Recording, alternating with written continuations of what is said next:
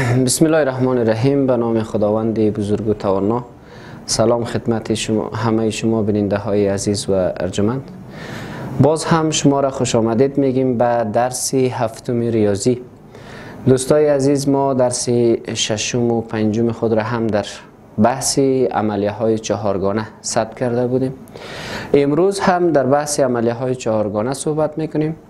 ما در درس قبلی تا عملیه تفریق را برای شما تشریح کردم و انشالله که استفاده اعظمی صورت گرفته باشه و مشکل باقی نمانده باشه. حالا امروز سومین عملیه یا عملیه ضرب را برای شما تشریح میکنم. خب، عملیه ضرب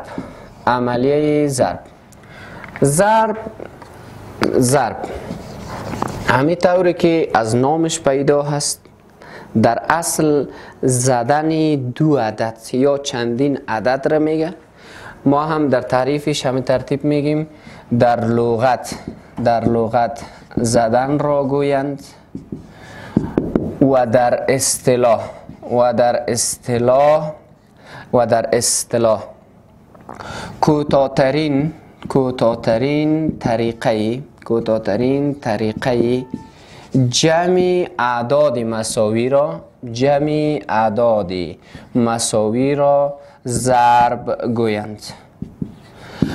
خب دوستای عزیز، وقتی ما نام میبریم از عملیه ضرب یک روشی ساده و یا مختصری از عملیه جمع اعداد مساوی است. بیاین در قدم شروع تا عملیه ضرب را خوب درست بدانیم، ما باید علامه های ضرب را بفهمیم.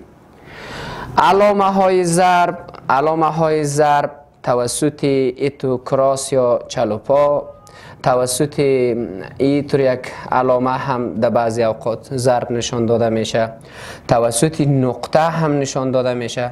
همین ترتیب توسط قوس ها هم علامه ضرب مشخص میشه. دوستا، قوس که از 3 نوع است. قوس ها که است در کل 3 نوع داریم.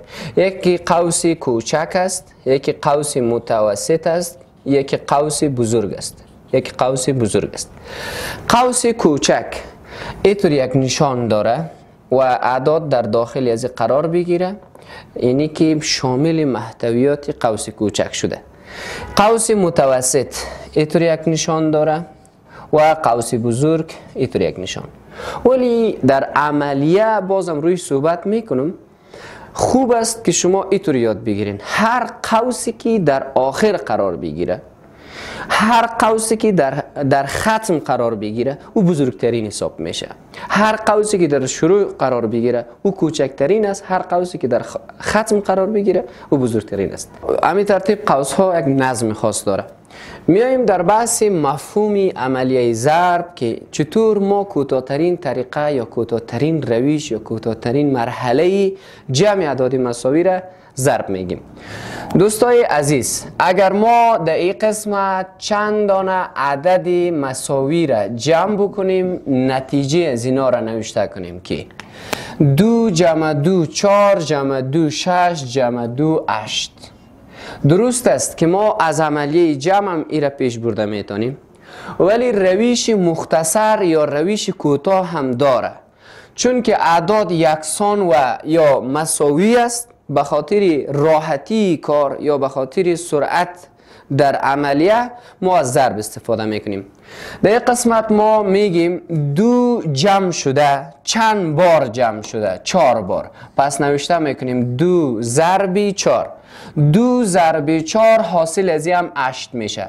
وقتی در عملیه ریاضی حاصل باشد یکسان، روش یا مرحله یا طریقه امو طریقه خوب است که یعنی فضای کمی را اشغال بکند یا وقت ما را کمتر بگیره، او عملیه بهتر است. یا به می ترتیب ما داشته باشیم عدد دیگه در حالت جمع باشد 3 جمع 3 جمع 3، همین ترتیب جمع 3 جمع 3 اینا را جمع میکنیم. 3 جمع 3 6 جمع 3 9 جمع 3 12 جمع 3 15 جمع 3 18. حاصل از اینمی عملیه شد 18. میبینیم که 3 ها در حالت جمع است. 6 دانه 3 در حالت جمع است. امی 3 ها کلنش با هم مساوی است. این حجم زیاد را یا جای زیاد را گرفته، وقت ما را بیشتر میگیره. پس ما میتونیم به یک روش بسیار خوبتر که او روش یا او مرحله یا او عملیه عبارت از عملیه ضرب است. هرگاه اعداد جمع، اعدادی که در حالت جمع یکسان باشد، ما میتونیم از عملیه ضرب استفاده کنیم. پس این نوشته میکنیم 3 جمع شده، چند بار جمع شده؟ 6 بار. پس 3 6 میشه 18. 3 6 میشه 18. میبینیم که جواب ها یکسان است. پس در این قسمت این مثال هایی که من کار کردم فقط هدف می بوده که شما تعریف از این عملیه ضرب را بفهمین. ما در این قسمت تعریف کردیم. در لغت زدن را گویند. در لغت زدن را یعنی چی؟ یعنی وقتی دو عدد را در هم ضرب میکنیم یا در هم میزنیم، اینمی را در حقیقت در لغت زدن را گویند. در اصطلاح کوتاه‌ترین، در اصطلاح مهمترین یا مفصلترین بخش تعریف است که میگیم در اصطلاح کوتاه‌ترین طریقه جمع اعداد مساوی، کوتاه‌ترین طریقه جمع اعداد مساوی. ما از این روش کرده این روش ترجیح میدیم، چون این حجم زیاد میگیره، جای زیاد اشغال میکنه، وقت زیاد ضایع میکنه. ولی این قسمت وقت هم کم میگیره و بسیار سریع به جواب میرسیم. کوتاه‌ترین طریقه جمع اعداد مساوی را ضرب میگه. این بحثی تعریف بود، بحثی علامه ضرب. خب ما میبینیم در یک قسمت که از علامه چلوپا استفاده شده. اگر این رقم چلوپا در بین دو عدد قرار داشته باشد، در حساب بهترین علامه در ضرب امی علامه هست که ما از امی علامه استفاده کنیم. ولی بعضی موقع ها هم علامه قوس میآید. قوس هم بعضی اوقات به معنای ضرب است که ما در این قسمت همینطور نوشته کرده میتونیم تطبیق علامه. وقتی علامه را تطبیق بکنیم در عملیه ضرب، یک جای داشته باشیم 4 ضرب 3، میتونیم نوشته کنیم 4 ضرب 3 داخل قوس، یا میتونیم میره نوشته کنیم 4 ضرب 3 و امثالهم. چرا؟ به خاطر ازی که ما این را نوشته کردیم که علامه ضرب است. همین ترتیب قوس علامه ضرب است، نقطه علامه ضرب است که هر کدام از یا ظاهر شوه مفهومش یکسان است. یعنی مفهومی رو برای ما میرسانه که اینا رو باید ما ضرب بکنیم. خب دوستای عزیز، شما با اینا مشکل نداشته باشین. وقتی ما و شما یک نشانه، یک علامه را میبینیم، ما یک سلسله مفهوم را در ذهن خود میقبولانیم که ما کدام عملیه را تطبیق بکنیم. آیا این عملیه تفریق قابل تطبیق است؟ نه، علامه تفریق نیست. آیا این عملیه جمع قابل تطبیق است؟ نه، چون علامه جمع نیست، علامه ضرب است. پس به این خاطر دوستای عزیز، ما یعنی شرطی اساسی است که علامه را بفهمیم. علامه ما را راهنمایی میکنه. خود صفحه یا خود عدد صحبت نمیکنه که بر ما صدا کنه که تو مرا ضرب کن. فقط اینمی علامه بر ما صدا میکنه که اینمی علامه را تطبیق کن. این علامه، تطبیق علامه یعنی انجام عملیه، عملیه ضرب تطبیق کن، چون علامه ضرب است. خب دوستان عزیز، انشالله که در قسمت تطبیق علامه شما مشکل نداشته باشین، ولی عملیه ضرب را ما مثال کار میکنیم که چگونه انجام میشه. میایم در قسمت مثال های عملیه ضرب. در مثال های عملیه ضرب، عملیه ضرب را هر چیز زبانی برای شما تشریح کنیم که از طرف راست اعداد را دانه دانه ضرب کنین، حاصل بگیرین. ولی بهترین و خوبترین روشی است یا خوبترین گپ ای است که شما مثال را خودش ببینید که چی شده، چی رقم حاصل گرفته شده، در کدام قسمت نوشته شده، چند خانه از طرف راست خالی گذاشته میشه. امیار کلش در مثال میبینیم. خب در یک قسمت مثلا داشته باشیم 12 ضرب 4. 12 ضرب 4 ما این را ضرب میکنیم. دوستای عزیز، از این قسمت عدد را انتخاب بکنین و این عدد را در تمام از این اعداد ضرب بکنین. اگر عدد دو رقمی شوه ما مجبور هستیم حاصل بگیریم. خب 4 ضرب 2 میکنیم، 4 2 میشه 8، 4 ضرب 1 میشه 4. به ترتیب این طرف نوشته میکنیم. در این قسمت عدد ما دو رقمی نشده، پس مستقیم عدد را تکمیل نوشته میکنیم. عملیه ضرب را انجام دادیم، نتیجه شده 48. دیگه کدام مشکل خاصم نداریم. مثال دومی، اگر داشته باشیم 47 ضرب 9. 47 ضرب 9 در این قسمت دقت صورت بگیره.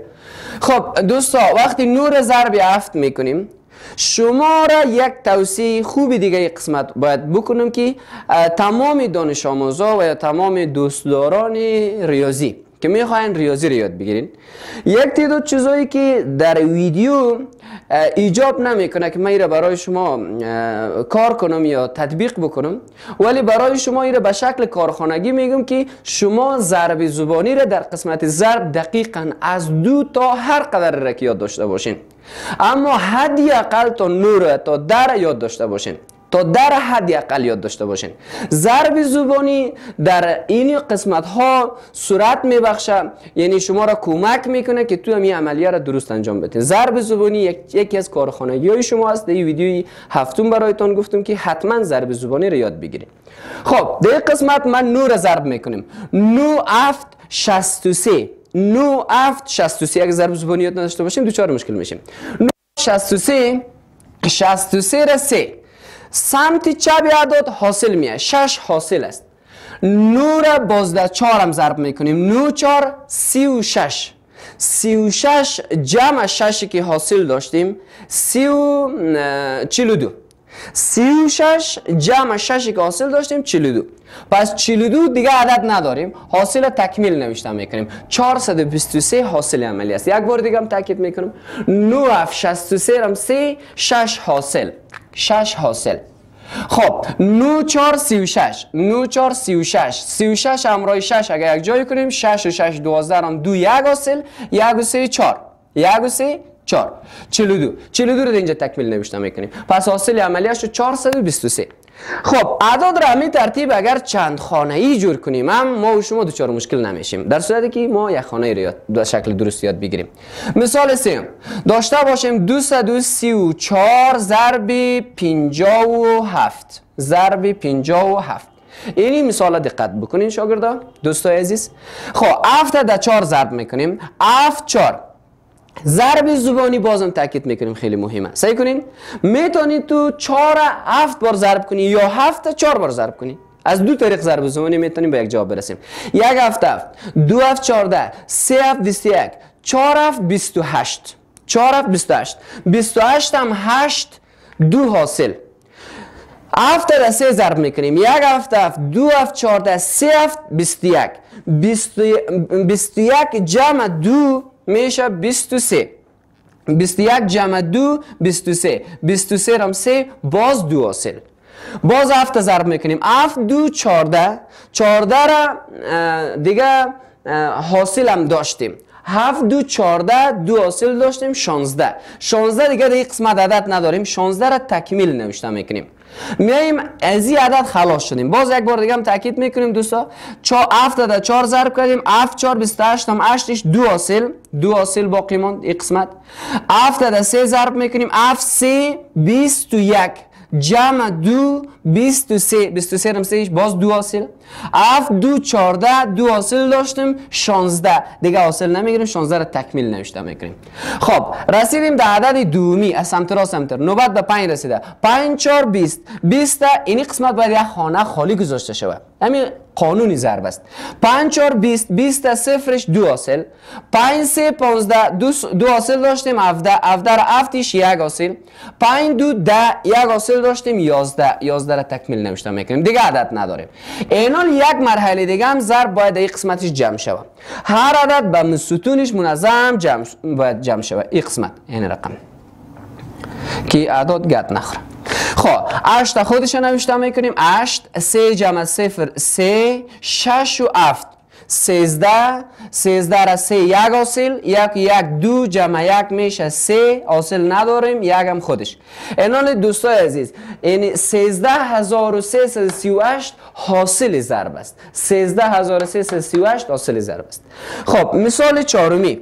در مثال چهارم دیگه انشالله که همگی به شکل درستش دیگه یاد میگیرم.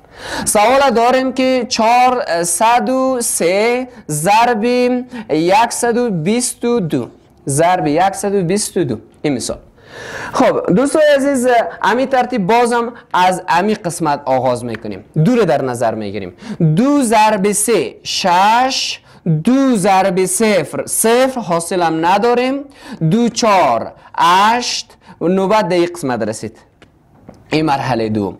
خب 2 ضرب 3 6 یک خانه باید خالی گذاشته شود. 2 ضرب 0 0 2 4 8 نوبت رسیده در عدد یک ضرب سه باز اینجا خانه خالی گذاشته شود. یک ضرب صفر یک ضرب چار. خب این قسمت اعداد باید جمع شود. هر عدد در ستون خاص خودش به این شکل.